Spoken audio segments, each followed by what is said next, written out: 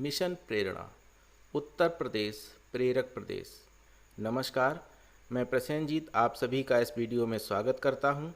साथियों, शिक्षण अधिगम प्रक्रिया को प्रभावी बनाने के लिए कुछ बिंदु ऐसे हैं जिनका हमें प्रत्येक स्थिति में ध्यान रखना आवश्यक होता है। आज के सत्र में हम यह जानेंगे कि एक शिक्षक को कक्षा शिक्षण के दौरान क्या क्या करना चाहिए और क्या नहीं करना चाहिए। चलिए प्रारंभ करते हैं आज का सत्र। शिक्षक कक्षा में क्या करें।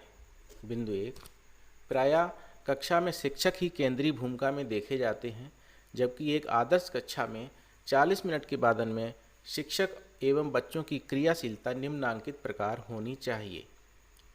शिक्षक की क्रियाशीलता लगभग 5 मिनट, बच्चों की क्रियाशीलता लगभग 30 मिनट और बच्चों की शिक्षक के साथ क्रियाशीलता लगभग 5 मिनट।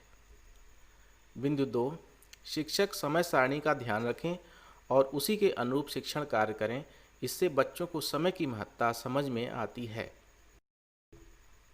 बिंदु 3, कक्षा में बच्चों को इस तरह बैठाएं कि आपकी दृष्टि सभी बच्चों पर रहे। इसके लिए बच्चों को गोले, अर्धचंद्राकार अथवा छोटे समूह में बैठाया जा सकता है। बिंदु 4, कक्षा में शिक्षण की पूरी तैयारी करके जाएं। कक्षा में आवश्यक शिक्षण अधिगम सामग्री व अन्य संसाधनों की व्यवस्था भी पूर्व में ही कर लें। बिंदु 5, कक्षा शिक्षण को रोचक बनाने के लिए किसी रोचक दृष्टांत, कहानी या खेल का प्रयोग करते हुए पाठ को प्रारंभ करें। बिंदु 6, शिक्षण अधिगम सामग्री का उपयोग अवश्य करें। उन्हें प्रदर्शन मात्र की वस्तु बनाकर ना रखें।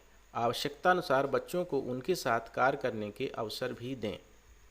बिंदु 7, विषय व प्रकरण के आधार पर ही शिक्षण तकनीक या शिक्षण विधि का प्रयोग करें। यथासंभव कहानी, कविता या खेल गतिविधि का प्रयोग करें। बिंदु 8, कक्ष का वातावरण सहज व सरल बनाए रखें। इससे बच्चे तनाव रहित होकर शिक्षण अधिगम प्रक्रिया में प्रतिभाग कर सकेंगे। बिंदु 9, सभी बच्चों को प्रोत्साहन दें। पूरी कक्षा के समक्ष बच्चों के कार्यों की प्रशंसा करें। इससे बच्चों का आत्मविश्वास बढ़ेगा। बिंदु 10, बच्चों को अवश्य सुनें तथा महत्व दें। बच्चों को लगना चाहिए कि आप उनकी बात सुन रहे हैं तथा उनको महत्व दे रहे हैं। इससे उनमें भी ध्यान से सुनने की आदत विकसित होगी। बिंदु 11, सभी बच्चों को कक्षा की गतिविधियों में प्रतिभाग करने का अवसर दें। इसमें बालिकाओं तथा दिव्यांग बच्चों का विशेष ध्यान रखें। बिंदु 12, आपकी भाषा ऐसी हो जिसे प्रत्येक बच्चा समझ सके। इसके लिए आप यथासंभव बच्चों की अपनी भाषा के शब्दों का प्रयोग करें, साथ साथ उनको मानक शब्दों से भी परिचित कराएं। बिंदु 13, यदि किसी बच्चे ने गलती की है तो उसकी गलती इस प्रकार से बताएं कि उसे हताशा ना हो, बल्कि वह गलती के कारण को समझे। आपकी आवाज़ कोमल और भाषा स्नेहपूर्ण होनी चाहिए। बिंदु 14, समूह में कार्य करते समय बच्चों के बीच जाकर उन्हें प्रोत्साहित करें। बच्चों को यह अनुभव कराएं कि आप उनके कार्यों को देख रहे हैं। बिंदु 15, शिक्षण अधिगम प्रक्रिया का आकलन अवश्य करें, जिससे कि आपको यह ज्ञात रहे कि पूरी प्रक्रिया का उद्देश्य प्राप्त हुआ या नहीं। बिंदु 16, कक्षा शिक्षण पूर्ण कर लेने पर प्रमुख बिंदुओं पर आधारित सारांश द्वारा पुनरावृत्ति अवश्य करें। बिंदु 17, बच्चों के कार्यों की जांच अवश्य करें तथा आवश्यकतानुसार सुधार करें। उनकी गलतियों पर सकारात्मक फीडबैक देते हुए उनसे वार्ता करें, जिससे उन्हें सही उत्तर या विधि के बारे में पता चल सके। बिंदु 18, पुनरावृत्ति व अभ्यास हेतु गृह कार्य और प्रोजेक्ट कार्य अवश्य दें। बिंदु 19, बच्चों को आपस में चर्चा पर चर्चा करने के अधिक से अधिक अवसर दें। बिंदु 20, कक्षा में गतिविधि के दौरान बच्चों के समूह या जोड़े बदलते रहें।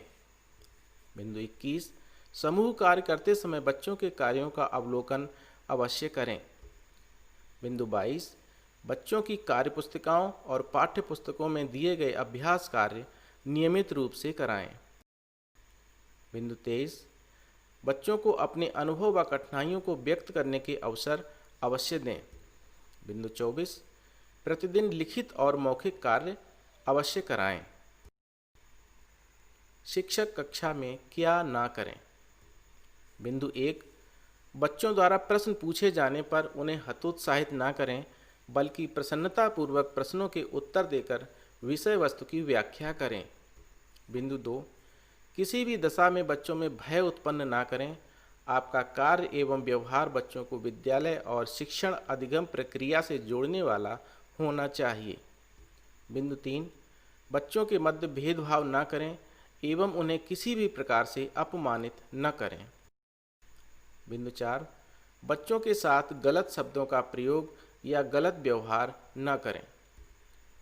बिंदु 5, आप कोई भी ऐसा कार्य या व्यवहार न करें जो शिक्षक की गरिमा को ठेस पहुंचाता हो।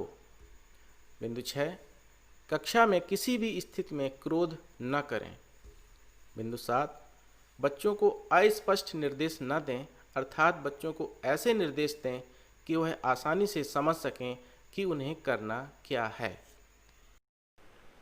साथियों, आज का वीडियो यदि उपयोगी लगा हो तो लाइक कर दीजिए और मित्रों में शेयर कर दीजिए।